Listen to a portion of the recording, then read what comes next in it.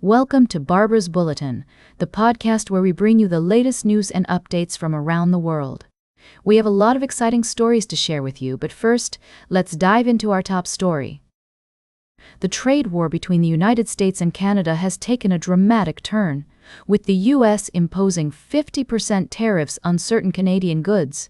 This move comes after negotiations between the two countries failed to reach an agreement. According to reports, the tariffs will be applied to a range of products, including wine, dairy, cement, clothing, and even hockey equipment.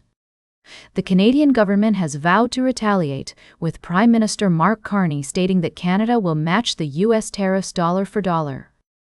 This escalation in the trade war has sparked concerns among businesses and stakeholders on both sides of the border, who warn that it could have harmful effects on both economies. The U.S. Chamber of Commerce has expressed opposition to the tariffs, saying they would damage both economies, drive up costs for U.S. families, further disrupt critical supply chains, and risk the 13 million American jobs that depend on trade under the U.S.-Mexico-Canada trade agreement. On the other hand, some Canadian provinces have welcomed the Prime Minister's strong stance, with Ontario Premier Doug Ford stating that he supports a strong response to the U.S. tariffs. As the situation continues to unfold, it remains to be seen how this trade war will ultimately play out. Will the two countries be able to come to an agreement, or will the tariffs remain in place? We'll be keeping a close eye on developments and bringing you updates as more information becomes available. We'll be right back with more of today's top news on Barbara's Bulletin. Welcome back to Barbara's Bulletin. We're continuing our global news roundup, bringing you the most pressing stories from around the world.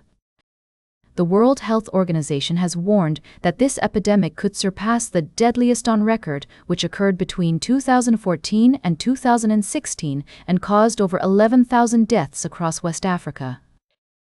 The DR Congo has received more than 16,000 doses of an Ebola vaccine as authorities step up efforts against the outbreak.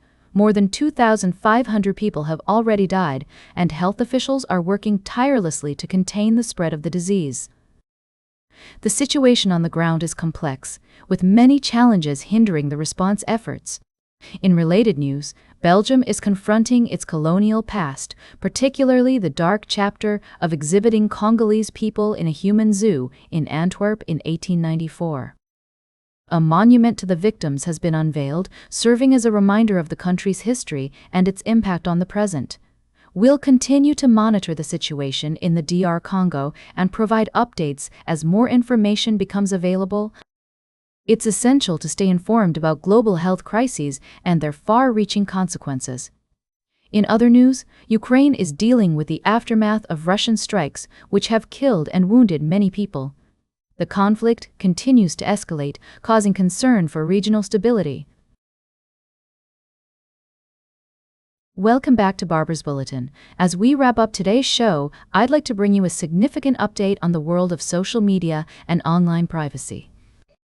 Yesterday, the Department of Justice announced that TikTok and its parent company, ByteDance, have agreed to pay $400 million to settle allegations of violating children's online privacy laws. The lawsuit, which was brought against TikTok under the Biden administration, claimed that the platform had engaged in massive-scale invasions of children's privacy and failed to comply with parents' requests to delete their children's accounts and information. While TikTok has not admitted any wrongdoing, the settlement is being hailed as a major victory for online privacy. As Associate Attorney General Stanley E. noted, this settlement is a major victory for American children and parents. The department's priority is ensuring that children are protected online and that companies entrusted with their personal information meet their legal obligations. The $400 million payment will be made in two installments, $300 million immediately and $100 million due later.